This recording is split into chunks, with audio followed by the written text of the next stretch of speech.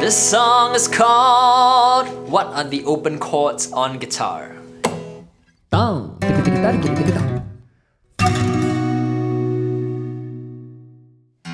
Now it seems like there are so many chords that you don't know how to even learn them all. And the truth is there are hundreds, if not, I don't know, so many chords, I don't even know them myself.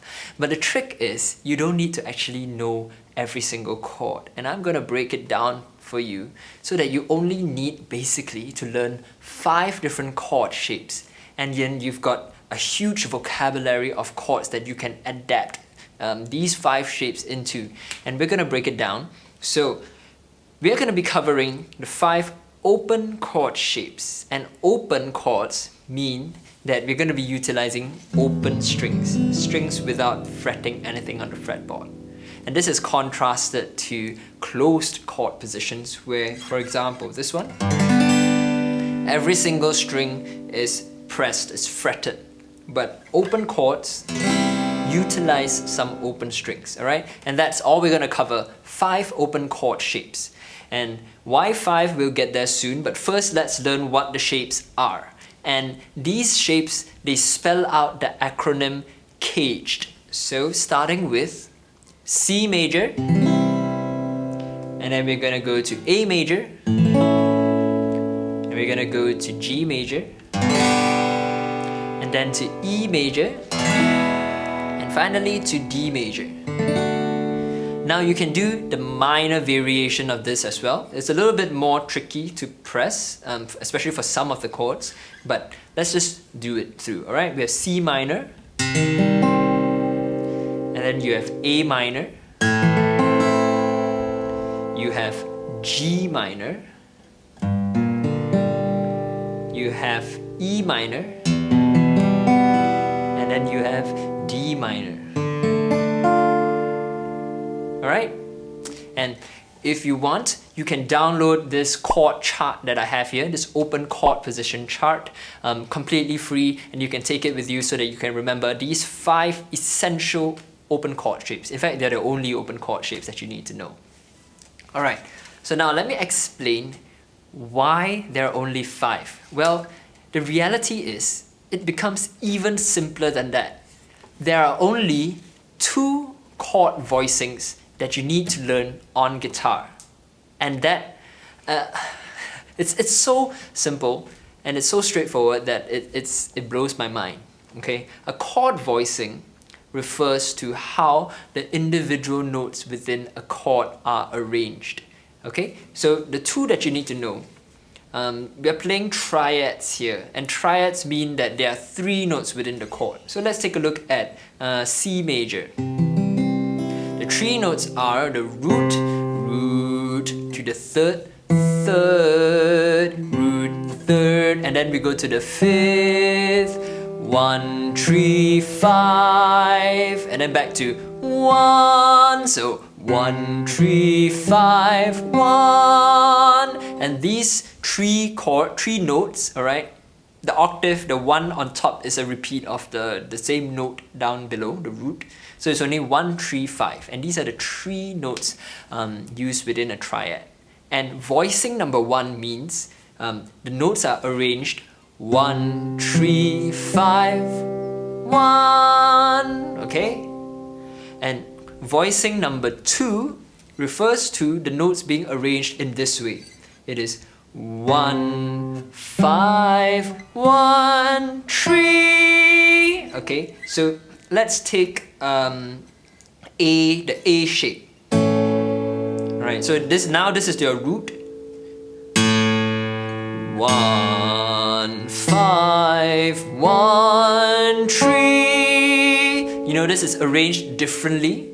The first one was in the key of C major, so it's 1, 3, 5, 1. But in the A shape, in the key of A major, it's 1, 5, 1, 3. And that's your 2 voicings. You have the voicing number 1, which is your 1, 3, 5, 1, and voicing number 2, which is your 1, 5, 1, 3. Alright? And let's see how these 5 open chord positions map into these 2 voicings. Alright, C major or C shape, this is voicing number 1. We've already covered that. Voicing number 1 is also your G shape. Alright, so it's in the key of G major, we have 1, this is very low, 1, 3, 5, 1. You know this is voicing number 1, right? 1, 3, 5, 1. Now, for voicing number 2, starting on the 6th string, again, this is going to be your E shape. So let's, in the key of E major, this is too low for me to sing, but 1, 5, 1, 3. So 1, 5, 1, 3. This is voicing number 2. So you're seeing a pattern here, aren't you? Maybe not, I don't know. But it depends on every string where your root note is, your bass is, you will have an option for voicing number 1 or voicing number 2. Okay? So 6th string root, voicing number 1 is your G shape. 1, 3, 5, 1. 6th string root, but voicing number 2, this will be your E shape. 1, 5, 1, 3. Alright? And then what we covered just now. 5th string root, voicing number 1 is your C shape. 1, 3, 5, 1. But 5th string root, voicing number 2 is your A shape. 1, 5, 1, 3. Alright? Now, 4th string root, voicing number 1 is actually your E shape as well, except that you are starting on the 4th string. So, see, E shape, but start on the 4th string, and you have 1, 3, 5, 1. And now 4th string root for voicing number 2 is D shape, the last one. 1, 5, 1, 3. Alright? So that's basically it. So you can see how the different voicings map with the chord positions. You have basically 3 shapes that you can do because you are either starting on the 6th string, 5th string, or the 4th string for each voicing.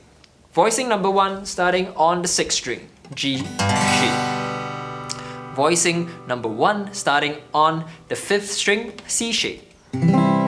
Voicing number 1 starting on the 4th string, E shape. Now voicing number 2 starting on the 6th string, it is E shape. Voicing number 2 starting on the 5th string is A shape. Now last one, voicing number 2 starting on the 4th string is your D shape. Okay? And just if you're very confused by this, just download this chart, it will help out. Rewind the video and hopefully you can figure it out. But now let me show you how the magic of this technique, because you can take these 5 shapes and you can play it all over the fretboard. We're going to take the C major chord. Alright, you can play it in the C shape here. You can also play it in the A shape, but you're shifting it up. Alright, now this is with the root on the 5th string. If you want to play C major with a root on the 6th string, you find the root here. And you can play it voicing number 1, which is the G shape. Voicing number 2, which is your E shape. And starting with the root on the 4th string, it's here. This is your C note. And voicing number 1 will be your E shape here. And voicing number 2 will be your D shape here. Alright? So you can see 6 different ways to play C major chord.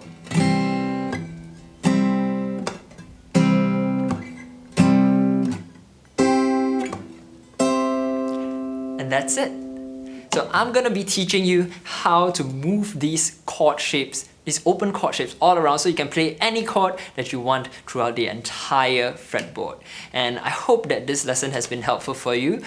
Do help me to help you by subscribing to my channel, because I'm very eager to share more knowledge, and I'll be uploading new videos every single week to help guitarists like you from all over the world become better musicians. Let me know in the comments what else you want me to teach you, and until next time, I'll see you again.